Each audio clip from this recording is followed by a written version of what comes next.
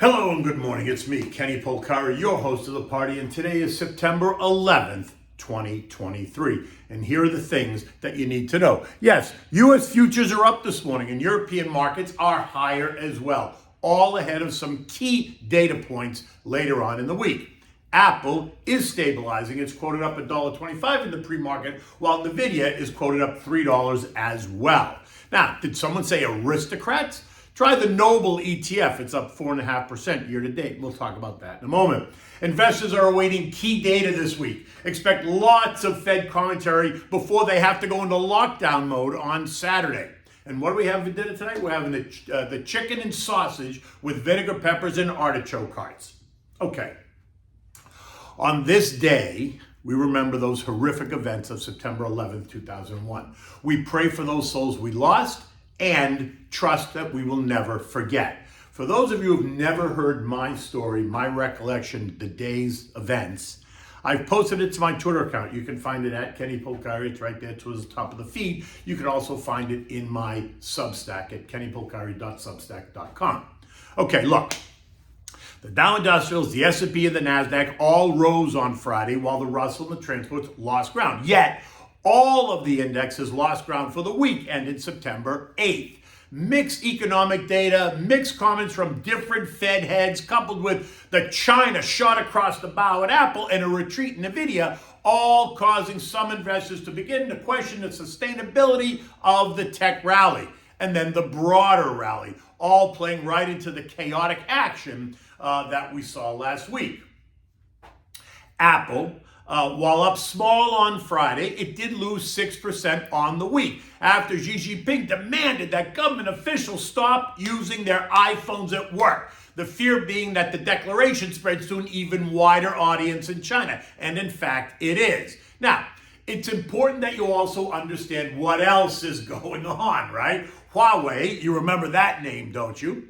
Right? That's that Chinese technology company that was subject to U.S. sanctions in 2019 because their telecommunications networks and phones had the capability of spying for the Chinese government. Now, you would say, as if Apple doesn't do the same for the U.S. government. Well, they just introduced a new phone, Huawei did, that's going to compete with the iPhone. It contains the very technology that the U.S. tried to ban, suggesting that China has overcome our sanctions and came back as a rival to the iPhone in China and in other parts of the world. So that's part of the reason that he's telling people don't use the iPhones. He wants them to use the Huawei phones. Now, Nvidia, well, that's another story. It was down 1.5% on Friday. It lost 6% on the week.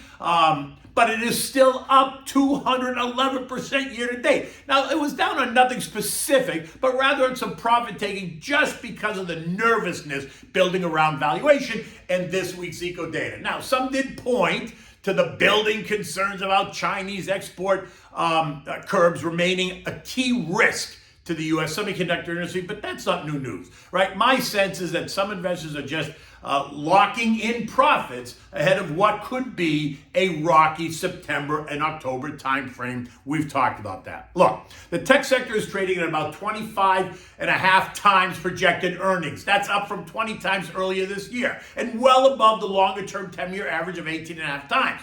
And that is suggesting that no matter how exciting AI is, it can be just a bit ahead of itself. The broader S&P is trading at 20 times this year's earnings, right? Also ahead of the longer-term average of more like 16 times, which suggests it is also a bit ahead of itself, considering that long-term 10-year Treasury yields are now pushing 4.3% and likely to go a bit higher as a reason for caution in the upcoming weeks, right? Now, on the week, it was only energy and utilities that managed to make any gains. The other 9 major sectors in the S&P ended the week in the minus column. Utilities, which are considered defensive, which have been the underperformer all year, managed to rally 3% last week, leaving it down 10% year to date. By far the worst performing sector in the group. Consumer staples and healthcare, also defensive plays, are off 3.8% and 2.7% respectively year to date. Communications now is taking the lead. It's up 39.5%, followed by tech up 38%, then consumer discretionary up 30%.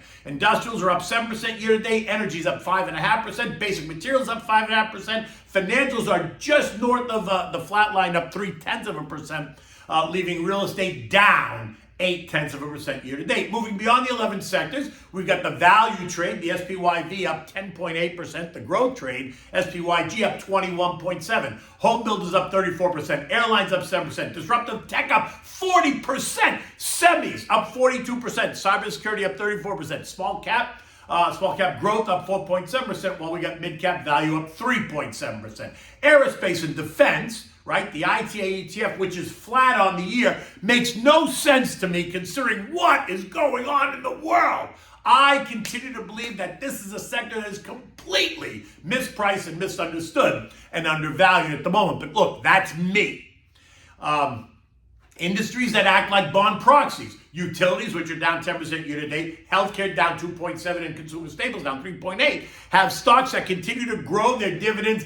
And the ones that have grown their dividends for at least 25 straight years are known as the aristocrats. And they are beginning to see some interest from investors as some stocks in those sectors are safe, right? They're on sale, right? Think their year-to-date performance. Remember, the surge in treasury yields this year has caused those industries to suffer a bit. But now may be a good time to consider building this into your portfolio if you don't already have them. Now look, we've been discussing that, right? These sectors will do well if or when we start to see bigger cracks in the economy, and that could happen in early 2024. You can find these names in the ProShares Noble ETF, which is up 4.5% year to date. Now, the two most powerful economic data points are set to be released this week, one on Wednesday, one on Thursday. It's the CPI and the PPI, both reflective of what inflation is doing now. Wednesday's release of the August CPI figures is expected to show an increase in the year-over-year inflation rate, right? A fear that I have been warning about for months. Higher energy prices are expected to be the culprit, but remember, higher energy prices cause nearly everything else to go up. Think transportation costs. Yet the year-over-year figure, ex food and energy, is expected to show a decline, going from 4.7 to 4.3%. But remember, this is without food and energy, which isn't really honest because, tell me, who lives without food and energy, right? Doesn't make sense to me. And on Thursday, we're going to get the August PPI report, and that too is expected to jump year over year, going from 0.8% to 1.3%. Again, the report ex food and energy is expected to fall, which only causes me to ask again, which is more important? Which is the number to watch? I mean, they are both important, but the one that includes food and energy is the one that affects consumers the most. I mean, right or wrong? Yet it appears as if the committee has already made their decision. They paraded all of the members around last week, all week, to tell us to make sure that we understood that a pause is likely, but the door remains wide open to further hikes. Now, to be clear, not one of them suggested that we're done raising rates. They all intimated that potentially rates could rise in the November or December FOMC meeting. My question is, with inflation ticking up, we're going to find that on Wednesday. Why not raise them now in September and then let the data drive the November move? Why are they going to ignore an uptick in inflation now? On the other hand, year-over-year numbers, ex-food energy, are coming down, so that's the conundrum, right? Which data point is the Fed going to focus on? It appears as if they're going to focus on the latter, and that, in my opinion, will be a mistake and one that they will come to regret. Other data points to watch this week include retail sales month over month, expected to be lower, business inventories, empire manufacturing, industrial production, capacity utilization, and the University of Michigan sentiment surveys. But again, the focus this week is going to be on inflation and on both the CPI and PPI. The Fed goes into lockdown mode on Saturday the 16th. So expect to hear more this week ahead of that quiet period as the Fed will try to assure markets that they will not be surprised and that rates will remain steady at this meeting.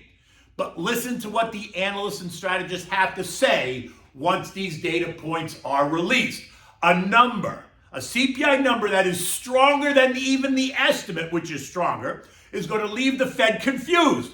They're going to say, now what? We just told everyone that we're going to hold rates steady, but inflation is stronger than even what we expected. So how do we walk this one back?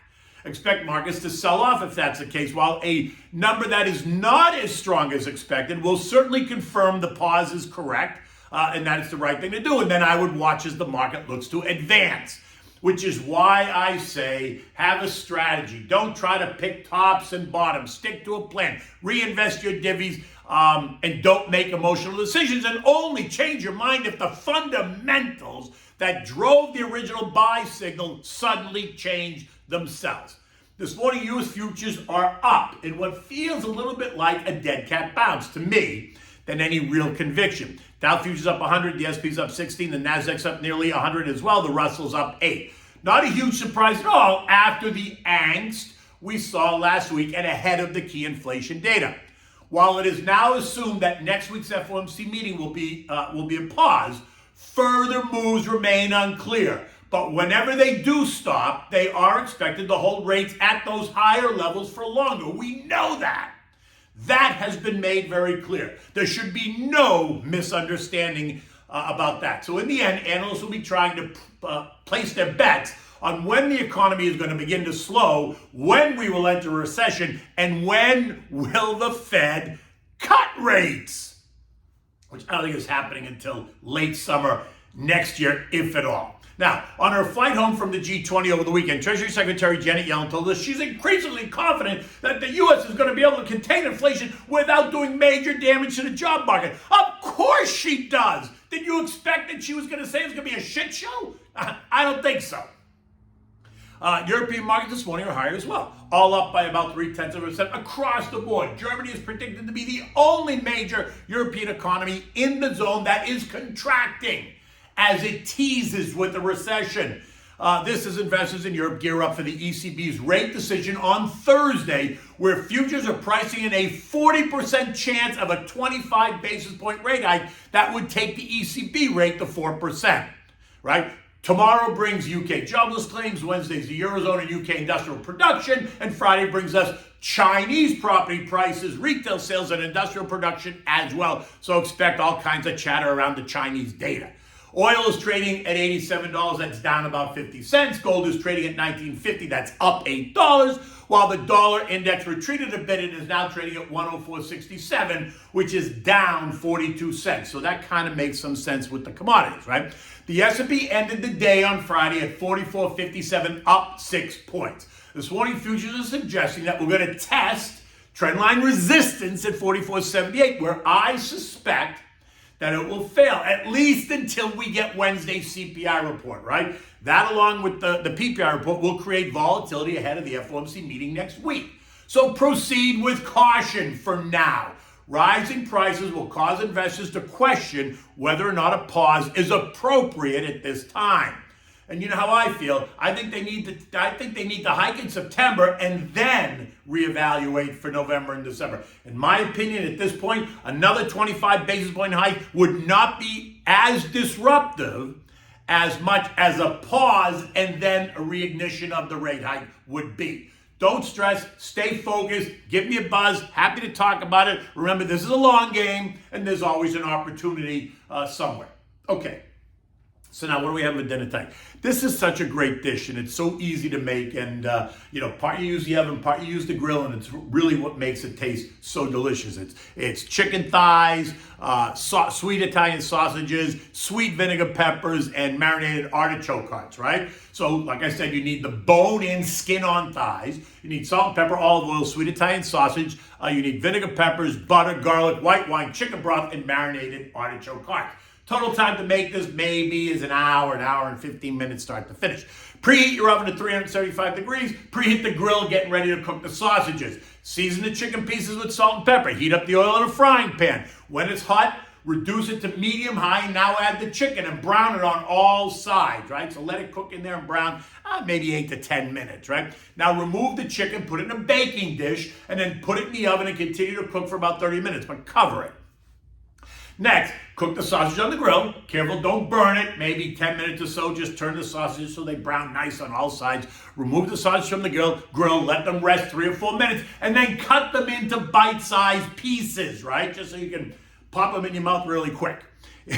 In the meantime, you're going to go back to that frying pan that you used. You're going to add the chopped garlic. There's still all the juices and oil from the chicken. Do not throw it out.